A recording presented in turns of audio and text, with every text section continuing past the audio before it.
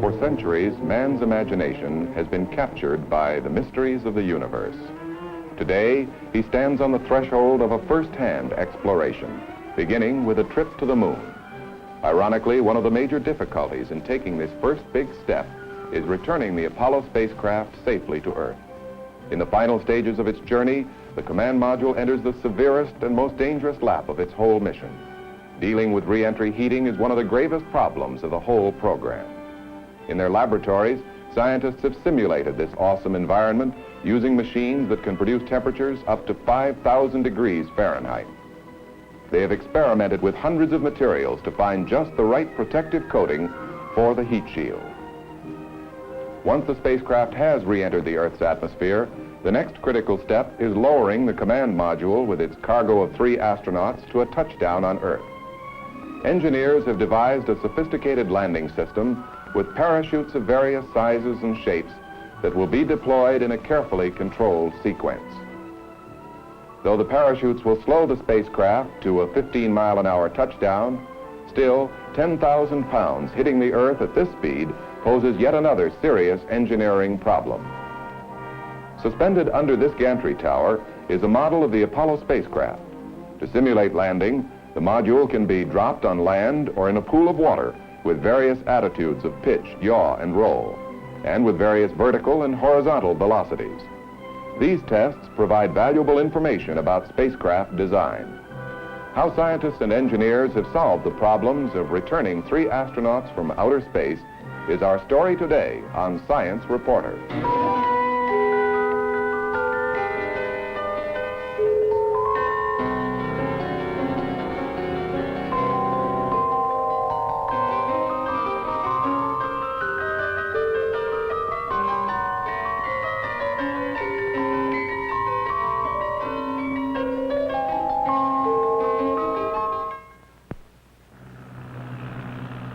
Hello, I'm John Fitch, MIT Science Reporter. Today, we're at the National Aeronautics and Space Administration's Langley Research Center in Hampton, Virginia, to learn how scientists and engineers are overcoming some of the most imposing obstacles of the Apollo mission, getting the astronauts safely back through the atmosphere and down to Earth. It's a multifaceted problem, the first part of which is surviving the meteoric plunge into the atmosphere. Think for a moment of an actual meteor speeding through space. As it draws near the Earth, the gravitational force pulls it in toward the planet at ever-increasing speeds. Suddenly, it rips into the wall of the Earth's atmosphere. The friction of the meteor plowing through the denser air generates such searing heat that solid rocks are melted away and even the electrons are stripped from their atoms. In a few brief moments, the meteor may entirely disappear in a fiery, gaseous display that we call a shooting star. To find out what scientists and engineers are actually learning about techniques and materials for re-entry to protect the astronauts and their spacecraft from this extreme heat, we talked first to Mr. William Brooks, head of the Entry Structures Branch here at Langley. When the spacecraft re-enters the Earth's atmosphere, by a process of compression and friction, a hot layer of air is formed over the frontal part of the vehicle. The temperature of this air may be as high as 20,000 degrees for the Apollo vehicle. Well, how does 20,000 degrees compare with what we might find here? This temperature is 3 to 4 times as high as the temperatures created by welding torches. The intense heating that is associated with this high temperature air is such that no known materials can withstand it without melting or vaporizing or decomposing in some other fashion. Well, then what can you do about it? Once we accept the fact that this degradation will take place, we found that a class of materials called ablative plastics form very efficient heat shields. What do you mean by an ablative plastic? Ablation is a word that we use to define the process of removing surface material by a mechanical, a chemical, or a thermal means. You actually lose material. You actually lose material from the surface. What makes a good ablative material? The ablative plastic must have the characteristic of forming a tough char layer which resists the scrubbing action of the hot air. In addition, it must generate gases which percolates out through the char and blocks some of the incoming heat. And the final but important requirement is that these materials must be efficient thermal insulators. So you don't cook the people that are inside. Right. Well, what have you found makes a good plastic? At Langley, we have been researching a material which consists of phenolic resin. This material is similar to that used in fabricating countertops. Its function is to bind the other ingredients and to form a tough carbon surface when it is degraded by heat. Another ingredient is nylon. It's the same nylon they use in shirts and The stockings? same nylon that's used in shirt and stockings, except here it's in a powdered form rather than more familiar fibrous form. Another ingredient are these hollow microballoons, which are made out of phenolic resin. These are little spheres? They are little spheres. To the naked eye, it looks like powder. Uh-huh. But when these are viewed under a microscope, you can clearly see a thin-wall hollow sphere. Another possible ingredient is quartz fibers, which are used to reinforce the composite plastic. Mix these all together, then? These are all mixed together and then subjected to a molding process at temperature, and the material hardens and cures out to a plastic composite such as this. Well, how do you know that this will work? That is one of the important aspects of materials research, is to distinguish how these perform in a reentry environment. Mr. Wilson will prepare this for test, and we'll show you that test later on. The facility that we're using to test this material is based on the principle of using an electric arc to heat the airstream. In this facility, we have 3 electrodes. They each consist of 2 concentric water-cooled copper rings. An arc is struck between the 2 rings and is caused to rotate very rapidly by a magnetic field. Air is introduced at the base of the electrode and passes up between the rings and is heated by this rapidly spinning arc. The individual streams are squeezed down into one stream at a temperature of about 7,000 to 8,000 degrees Fahrenheit, and this stream envelops the test model. Now, actually, the model is mounted on an L-shaped inserter outside of the stream.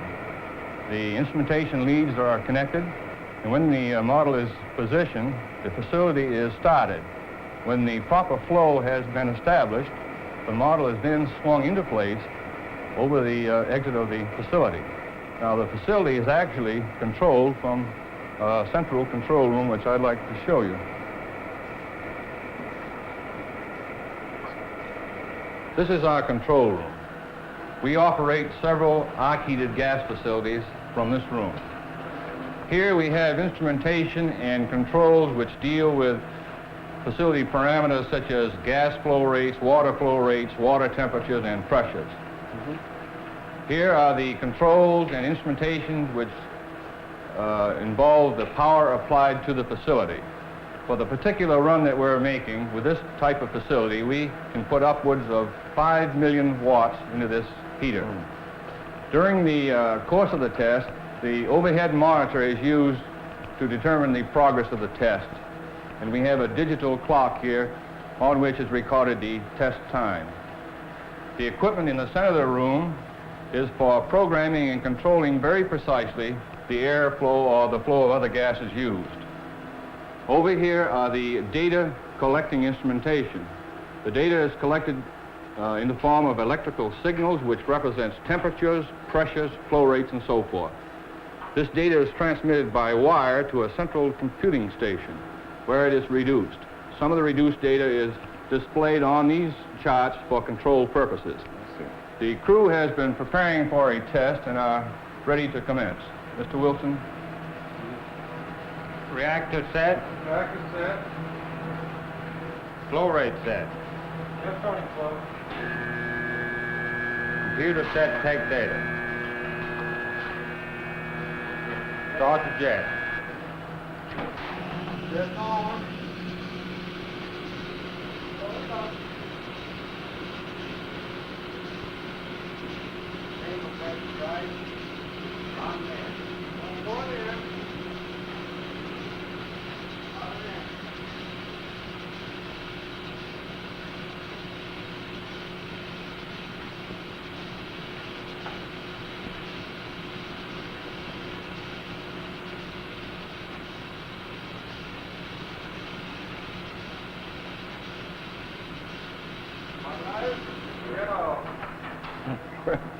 Now, in addition to the type of data that I described, that is temperatures, pressures, and so forth, we also take close-up motion pictures to permit us to observe the details of the test. Let's go back into the other room and examine one of those motion pictures. Fine.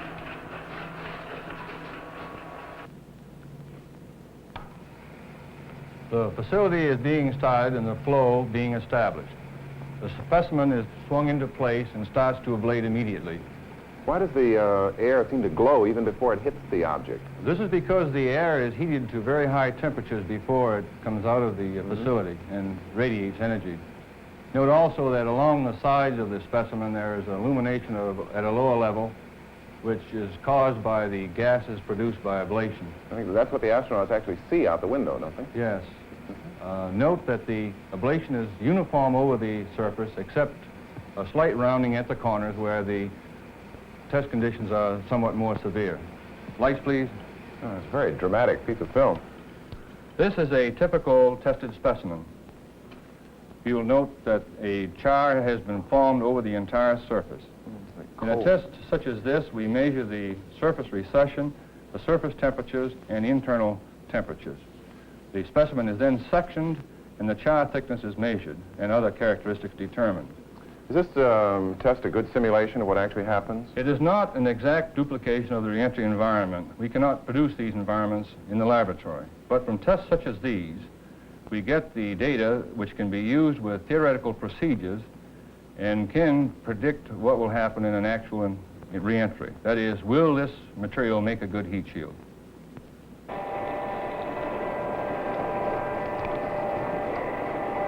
The ablative heat shields for the Apollo Command Module are manufactured at the Research and Advanced Development Division of Avco Corporation in Lowell, Massachusetts. The outer shell of the spacecraft arrives here in 4 separate pieces. The blunt end of the cabin, which takes the brunt of the heating, is mounted upside down on its cradle and has already been partly covered with its heat shield. This section fits on the bottom of the crew compartment in which the astronauts will ride. Above that is the forward equipment and parachute section. And finally, a small nose cap. Because of the tremendous heat of re-entry, all surfaces must be protected. To learn about the processes involved, we talked with Mr. Edward Offenhartz, director of Avco's Apollo operation. The heat shield that we've developed at Avco consists of a honeycomb matrix to which we add an ablative material. Now, what is the purpose of this honeycomb? Actually, it serves 2 purposes. One, it gives us additional mechanical strength, and the other, it assures us that we can have a good bond between the ablator and the steel. Well, how do you actually fasten the honeycomb onto the steel spacecraft? Well, we start with the steel, and we have to clean it, and incidentally, that's the reason for the white gloves. It's a clean area. And we cover the clean steel then with a tape, which is sticky on both sides. Oh, yes. We lay it on top, and then we take some preformed sections of the honeycomb, and we put them on top to hold it down. And that really fastens it on tight? Well, not quite. We have to go through a cure operation, which then puts and guarantees the bond. It ends up like this. We have a rigid attachment. When you have the honeycomb firmly bonded to the steel, then do you fill these up with the ablative material? Well, not quite. As you know, the heating varies around the vehicle, and for example, we have a higher heating here than we do up toward the top. I see. So you want more heat shield around the edges? That's right. We want the thickness to be greater here than it is toward the middle, and incidentally, it's non-uniform. The heating also varies in the other direction as well. So we define the thicknesses in going around the vehicle in such a way so that we can provide the required protection and achieve the weight that is needed to do the job. Well, now, how do you do this trimming operation? Well, it is something that we have to accomplish with a machine, and we do that next door. In order to machine compartments of this size, we required the use of a 16-foot vertical boring mill. Because of the motions of the tool that we needed, we converted this machine to an electronically controlled tape, which enables the tool to be programmed so that we can cut the ablator and fix the thicknesses as we require around the vehicle. After machining, we have to get the ablator into the honeycomb matrix. We do this by gunning. And what you see over here is a nose and forward compartment in the process initially of being gunned. He's actually squirting the ablative material into the holes? That's right. What we do is mix the ablator itself. It's a plastic. We have additives, fibers, microballoons to get the correct density. We load it into cartridges, which we can store for later use. When we get a cartridge, we load it in a gun, and it's heated, as you can pretty well tell from here. And we have a nozzle at the end, and if you'll hold this, I'll try and see if I can duplicate what he's doing there. And you can see that the material does come out. Does that get air mixed in with it? Right. The air actually entrains the material in the cylinder and loads the material from the base up. So like warm putty with fibers in it. It's pretty much the constituency of the material. And he goes around and fills every one of the holes. Right. We have quite a few on the vehicle. How many altogether? There are 400,000 that need filling, and one is as important as the other. Well, how can you be sure that you've got every single one filled? We have an X-ray technique which enables us to tell, if you follow me. What we do is X-ray the entire vehicle, and we have trained technicians who can read and interpret the X-rays. What you see here is something that's been called out for repair. Looks like those are holes punched right through the film.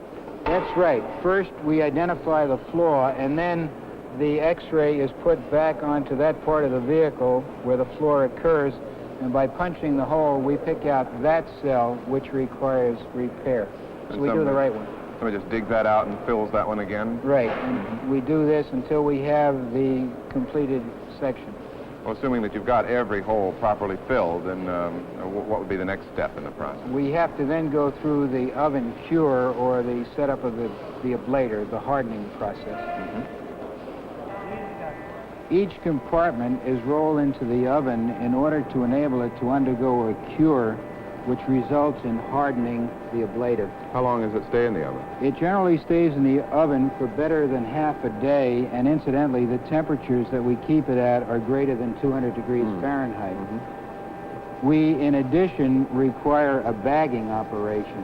What's the bag for? Well, we have to do the cure in an inert atmosphere so that we can drive off any volatile gases generated during the cycle. After the compartment comes out of the oven, the ablator sets up hard and takes on this overall appearance. I see, yes. We then go through a kiss with the machining to achieve a smooth surface, and then we apply a combination moisture barrier and paint, which gives us this overall finished product. Why do you need a moisture barrier? Well, the material itself is of a low density, and it would absorb moisture. We would prefer that it wouldn't. So it's a preventative maintenance aspect that we're concerned with here. I notice this crew compartment seems to have a lot of openings cut into it all the way around. What's the purpose of that? Well, at assembly, there are many detailed further connections and work that must be done. So this provides access. The doors that fit in here are identical to the ablator as shown here, and what we have are the frames or gaskets to provide the seals. Thank you very much, Mr. Oppenheim. As efficient as the ablation process may seem, it isn't the total answer to Apollo's re-entry problem. To control the heating and the extreme stresses of deceleration, the command module will enter what's called a double pulse. First, a shallow dive into the upper atmosphere, followed by a skip back up to a higher altitude to cool off. Then, the final descent to Earth. The Apollo command module, returning from the moon, must enter the Earth's atmosphere through a precisely defined re-entry corridor. If it enters too steeply and drops below the corridor, the astronauts will be subjected to excessive heat and G-forces. Above the corridor, the spacecraft might not be slowed by the atmosphere and miss the Earth completely. The center of gravity of the command module has been offset from the center line so that the spacecraft travels at an angle. As a result, a small lifting force is provided by the air in addition to the drag. The direction of this aerodynamic lift can be controlled by rolling the spacecraft with small jets. This permits the flight path to be controlled up and down or sideways, much like a high-speed airplane. Under normal conditions, the automatic guidance system controls this flight down the re-entry corridor. To avoid excessive deceleration and heating, the system is programmed to bring the spacecraft into the atmosphere in two separate stages. First, a shallow dive, followed by a steeper path with a cooling off period in the upper atmosphere in between. The pilot continuously monitors the entry trajectory. If the guidance and navigation system places the spacecraft in danger of encountering excessive G-forces or of skipping out of the atmosphere with supercircular velocity, that is, a speed that would take it out into space in a new orbit, the pilot would take over control and complete the entry manually.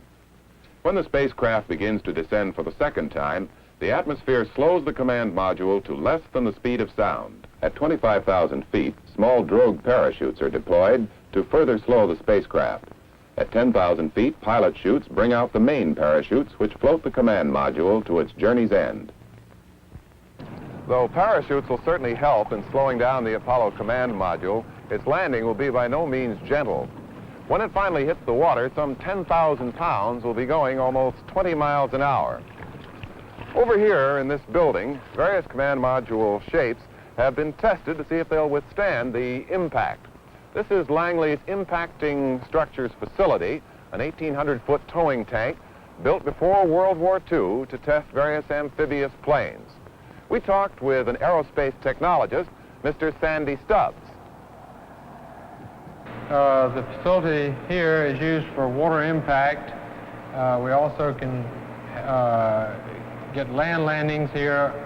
We have done tests on the Mercury, Project Mercury, the Gemini, and currently are running tests on the Apollo vehicle. As you see here, this is a quarter-scale model. Inside it we have accelerometers and pressure pickups to measure the deceleration and water pressures on impact. The signals from the accelerometers and pressure pickups are fed through the cable here to the recording equipment over on the beach. We also have cameras located along the beach to record the dynamic motions of the model when it impacts the water. Now we can raise this up a bit and run a test. Go ahead, George. As you see, it's on a pendulum, a simple pendulum, which we use to obtain the desired horizontal velocity. The model is released about here, and the necessary vertical velocity is obtained by the free fall. Well, now, what will be the conditions in this particular test that you're going to run? The vertical velocity will simulate a parachute letdown of about 20 miles an hour vertical and 20 miles an hour horizontal. Right. The model will impact the water in a positive pitch attitude with the heat shield contacting the water. Is that a realistic landing, pretty much? That's a nominal landing. And anything special we should watch for when it hits? There'll be a pretty big splash and a violent pitching motion. And then the model will remain upright and come to rest in an upright floating position. Okay. You ready? Want to pull the sash forward? Back up just a bit. All right, I don't want to get too wet. Okay, let it go.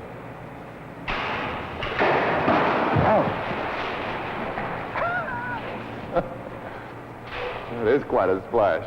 Well, I see it stayed upright, so I assume the astronauts are all right on the inside. Yes, it's a dramatic impact, but it turns out pretty good. We can show you a film next that'll show the same run again, and I'll let you get another view of it. These tests show an earlier version of the Apollo spacecraft known as Configuration C.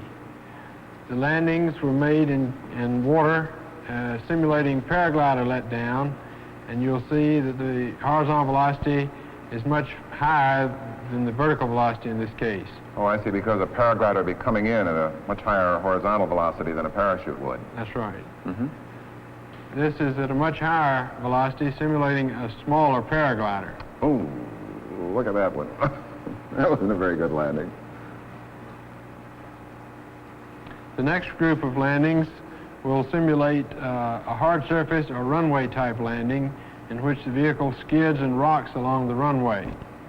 Is this also coming in with a paraglider? This is also at the paraglider landing speed. I think this was proposed at one time. This is a view of Configuration A, which was the early proposal, the first proposal. The accelerations on this vehicle were a little on the high side, and we tried to cut them down with Configuration B, which had a better acceleration bottom shape. Mm-hmm. Don't get quite so much of a shock. Oh. This but it one turned was over. unstable. I see. To try it again? So that we went from here to Configuration C with the same bottom shape as shown here, but with an extension of the diameter to a little bit larger diameter. Mm-hmm. Here we got a very good acceleration pulse, and the stability was acceptable. What do you use all this information that you've measured for? The data that we obtained from the model is quickly analyzed here at Langley and then shipped to the users, in the case of Apollo, to Manned Spacecraft Center in Houston, and then on to the prime contractor of the Apollo spacecraft. They in turn use the data for the basic design of the heat shield structure, the instrumentation mounts, and other important structural parts of the spacecraft. Thank you very much. Our guests today have been Mr. William Brooks and Mr. Sandy Stubbs of Langley Research Center and Mr. Edward Offenhartz of Avco Research and Development Corporation. I'm John Fitch, MIT Science Reporter.